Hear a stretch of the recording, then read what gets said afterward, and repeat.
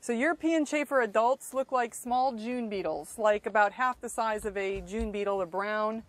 They are from Europe, as the name implies, and they have come into Michigan in the last maybe 20 years, and they will feed on wheat. They will essentially use wheat as a lawn. So if you have damage to your lawn, if you're in an area of sandier soil and you see damage in your lawn, it could be Japanese beetle grubs, it could be European chafer grubs. But European chafer is the one grub that will go into wheat in the fall and destroy wheat stands.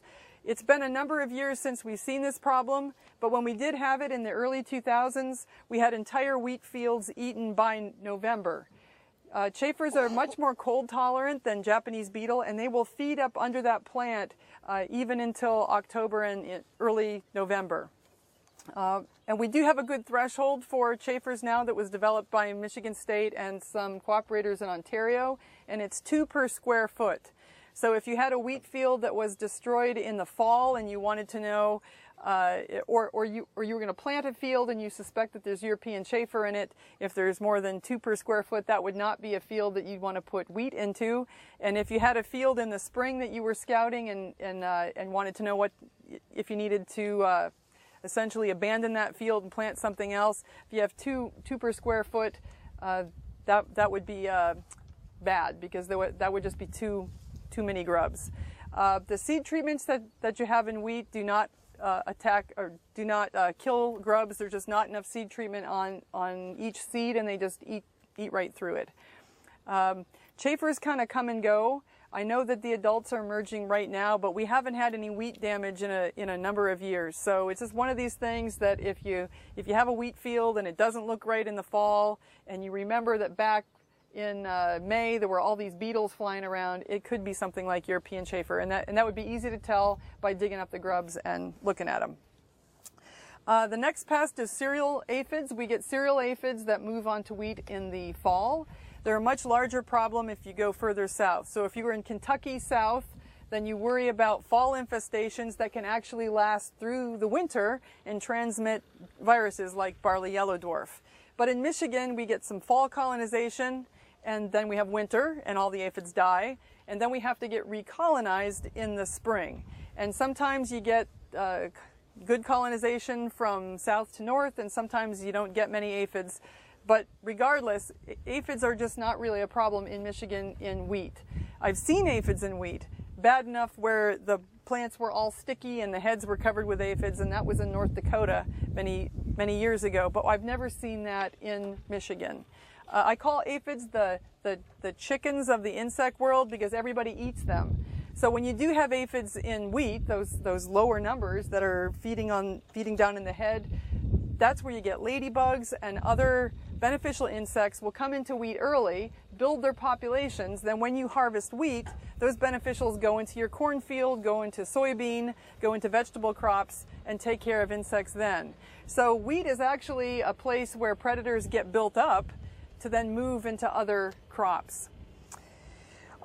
So the bottom line with aphids in Michigan, pretty much they're controlled with biological control and with fungus that will kill them. So when you do use a fungicide, you can actually disrupt some of the fungi that kill aphids, and when you use an insecticide, you can disrupt some of the insects that actually eat aphids. We've never seen that as a problem with increased aphid numbers, but just realize that when you target something else like armyworm, you do ding back some of the predators that might be out there. So armyworm would be the next pest. It also cannot overwinter, so it has to be essentially carried up here from south to north in the spring. So our populations first depend on bigger populations that started down south, and then on those populations actually beginning to move up here. So armyworm can be really patchy. There are some years, very rare years, where you have everybody gets armyworm, everybody's infested. But usually it's more of one county here, one township there, where there's a storm front and they were kind of blown in and kind of rained out and into wheat or into the weedy cornfield down the road. I was not aware of any armyworm over threshold, but in the last group, there's people scouting in Gratiot County and said that they had fields with head clipping that they had sprayed, like in the last week or two. So there appears to be at least one area in the central part of the state where there was enough armyworm to do something about. So unfortunately for armyworm, during the day, when they're bigger, they're on the ground.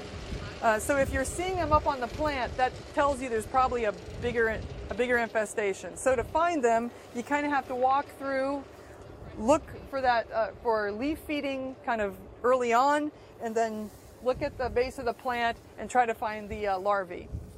The other thing that they do is they have, for lack of a better word, giant poop pellets, and they're very distinctive. They have a distinctive shape. You're laughing like you know. Have you seen these? Yes, you have. And they're very distinctive. They look almost like giant fertilizer pellets or something. And they don't seem to be very efficient when they eat the wheat. I don't know. So if you see that and then you begin to notice larvae, it's 2 per square foot. So it's hard to judge 2 per square foot. So I do have some pictures in a bulletin that kind of show arrows showing here's 2 per square foot. But if you can part a row like this and you're seeing 2 down there and 2 and 2 and 2, and there's actually leaf feeding, you want to protect that flag leaf eventually, that would be a sprayable population. Now, armyworms also get eaten by a lot of things. When they're small, there's lots of predators out there that will attack them. They're a nice juicy meal. There are parasitoids, wasps, that will attack them, and they also have fungi and viruses that attack caterpillars. So if you see a caterpillar dripping off the plant, that's been killed by a virus. If you see a kind of a fuzzy caterpillar, that's been killed by bacteria or by fungus. So if you are going to scout, you kind of can note how much of the population looks sick, because sometimes you get a large percentage of the population where you got free biological control and you don't need to treat. If you do need to treat, pretty much any pyrethroid would be pretty good. They will crawl up and down the plant and crawl over that residue and essentially kill themselves by exposing themselves to residue. But once you get to a worm that's about 1 1/4 inches, those are too big to spray. You're essentially, they're going to pupate soon, they don't die as well, and that's probably too late for anything to actually happen. When you do spray again, remember that when you put that insecticide on, you killed the armyworms, but you're probably killing the ladybugs and some of the other things out there that were beneficial. That's just what happens when you spray any of these pyrethroids. They're going to kill essentially everything else out there. It's just what happens. What else about armyworm? Blah, blah, blah, blah, blah, blah, blah, blah, blah. No, I'm done. Okay. And then last is cereal leaf beetle. When I got here, I knew that cereal leaf beetle was a very famous story. So cereal leaf beetle was introduced into the United States in the late 50s, early 60s, was first found in Berrien County, Michigan. I don't know what's special about Berrien County, Michigan, but that's where it was first found. And there was a huge biological control program by the federal government and with Michigan State University to go overseas, find beneficial insects and bring them back. And there was a big biocontrol lab in Niles, Michigan that closed not too long ago, where all of the parasitoids against this insect were reared. And those were spread all around Michigan in the 60s and then all around the United States where this pest had moved. And it's one of the biggest success stories in biocontrol. So when I got here, I didn't see cereal leaf beetle for a few years until probably 8 or 10 years ago. I got a call from Montcalm County. It was an Amish farm that had rye. It wasn't wheat, and the field was white. So when you get cereal leaf beetle feeding, the feeding will end up typically up on the flag leaf, and this is very light feeding, but you can pass this around and look at it. It's a scraping damage. There's some here, I got some more.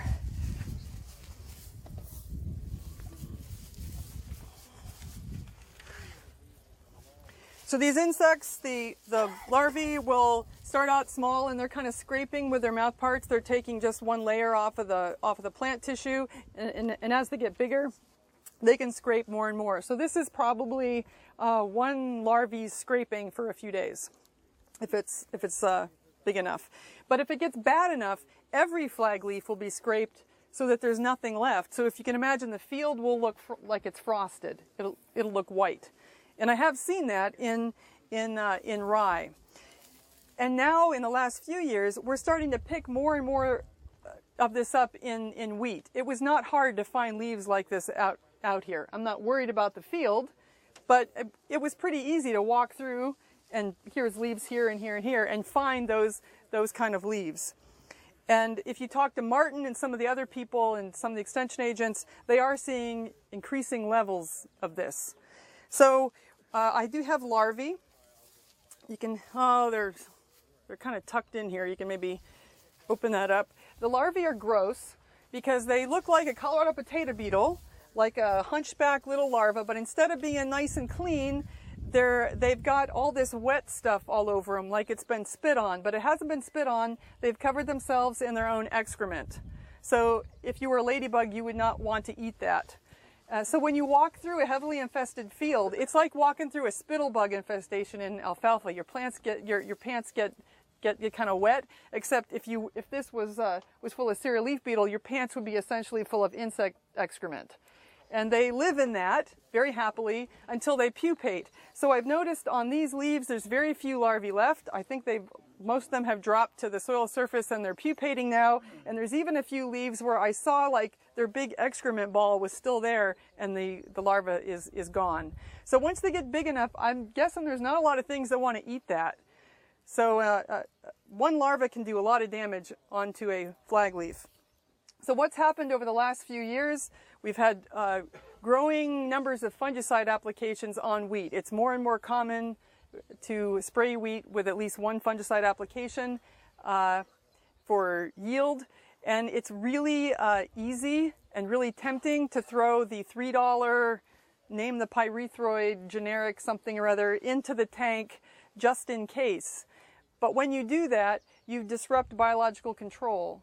So probably, in my mind, the side thing that is starting to happen from increasing our insecticide applications when they're not necessarily needed is a decrease in biological control for cereal leaf beetle, which was free and has been out there for 40 or 50 years. So it wouldn't be a surprise to me. In the last group, a person said that last year they had a field that was all wet. And the harvesting equipment was all wet, and that was covered with all this. Now he knows it's insect poop, so now he's really not very happy about it.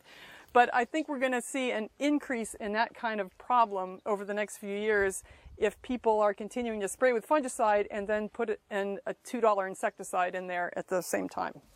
It's just that's what happens when you disrupt biological control. What is the biological control? So there are a whole bunch of parasitoids that were released. Parasitoids will attack. If you get good biological control, you bring in parasitoids that'll attack the egg, and then you bring something that attacks the larva, and usually you don't have an adult parasitoid. But there's a number of parasitoids out there, and parasitoids they're little wasps. They're very easily killed by pyrethroid. So whether it's sprayed on them or they crawl on the leaf and they get it on them, it's really easy to disrupt that. And remember, wheat is where your biocontrol is often starting for the rest of the year to go into soybean and kill soybean aphids and get rid of other things like western bean cutworm. So wheat is kind of your biocontrol bank that you're banking on to provide biocontrol for the rest of the year. Okay, those are the 4 things that I had.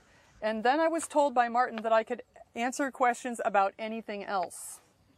So that are insect related in crops. Let's qualify that. Anything else? I can't tell you about the World Cup. I can't tell you about any of these other things. So any other questions? Burning questions. I did find aphids, because I always can find aphids. In the field across the way over there, the earliest planted fields here, Paul does not seed treat. So this is a good place to come and look for aphids. And in, plants that were that tall with a nice juicy leaf on the top. There were, we're not talking tons of aphids, but if you crawl on the ground and look like I do, you could find some aphids there. So they're there. So when we're putting our fungicide on, we are doing this now, we're throwing the Baythroid. Mm-hmm. And we had the experience a couple years ago. We saw a few cereal leaf beetles, so we put it in. Later on, armyworm was an issue, and we didn't have armyworm, and the neighbors did. Well, that's because you had armyworm in your field and you actually killed them. But if you And that was a legitimate use if you were, if you'd been scouting and you saw armyworm was there and you need to control, that's a legitimate use. But then there's a lot of use where it's just being done regardless of knowing kind of what's out there. And if one person's doing it, that's not a big deal. But when everybody is starting to do it, it's like a landscape effect. And that's just the downside. Whether it's good or bad, and I can make the judgment, well, it's bad from the entomology standpoint, but just to make you aware that people are asking, why are we getting more of this and this and this? Well, I think it's because we're using a lot more insecticide where we didn't before. We were too cheap to use the insecticide, or the price wasn't enough, or you weren't going over the field before with fungicides, so you had no reason to go out there. Now that we are, the hidden cost of that is to biological control. That's just what happens. Any other questions? Nothing? Nothing you want to talk about? Well, I have a question for you. Okay. You see weevil infestation, from transported grain or stored grain. Mm-hmm. Does that originate from the storing process, or is that actually coming from the field as well? So you're talking about like grain weevil. Yes. So the question is, where do grain weevils come from? Older literature, if you were in Oklahoma, your grain weevils are in the bin, but they're also probably outside. If you look at older literature, it implies that in the north, I think we're the north, that those insects are in the bin and not surviving outside of the bin. But I would think that as we're warming and winters have not been that hard, I can imagine that we have infestations around and within. That said, if you really around your bin do a good job of cleanup, you don't have spilled grain around, you keep things very clean, you shouldn't really have, and you keep your equipment clean, the augers and everything, you should be pretty good. And if you clean your bins routinely, take up the floor every now and then, if you've ever done that and you look at what's under the floor, you just can't believe that being tidy and sanitation goes a long way to reducing any kind of insect problem. So whether it was from within or out, I've been in bins where I probably shouldn't have been in it.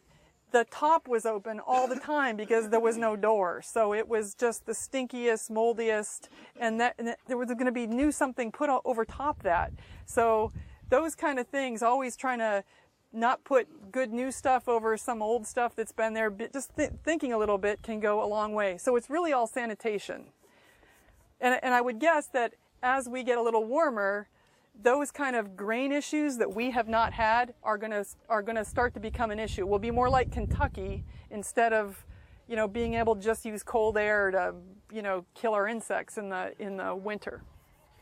That's a good question.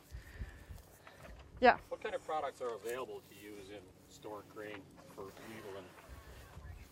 Not that many anymore. No. No, I have to consult my list. It's pretty few, and some of the products are registered on surfaces but are not registered on grain. So because I don't do a lot of stored grain, I won't say it out loud on tape until we can talk. Later. Yeah, because I don't want to make a mistake. Because when you get to grain, I have no background in grain storage, but I'm supposed to cover it. So anytime you're dealing with fumigants that can kill people, how those are used, that gets to be it's something I don't have a lot of experience in, and I don't want to kill somebody or have grain contaminated. You want to be very careful. So I have my list that I consult and I look at every year, and there are products that you can spray on augers and in wagons and in the bin, and you have to be careful because those aren't the same, or in rail cars or whatever. That isn't what you can necessarily put on grain. So the best thing to do is to try to have as much sanitation as possible before the grain's going into the bin, run things over some screens, get out those little particles. Insects like the little particles. Grain weevils can damage a whole piece of grain, but a lot of those other sawtooth grain beetle, they want little particulate stuff. That's what they're really looking for. So, the better conditioned grain that can go in and that kind of thing is... Are you telling me something? Oh, yes, you are. The horn's telling me something. Okay. Michael's telling me that I need to stop talking. Okay. Any other quick questions? I'll be here through lunch, so if you have private grain questions, we can talk about that. Whatever. Yeah. Okay.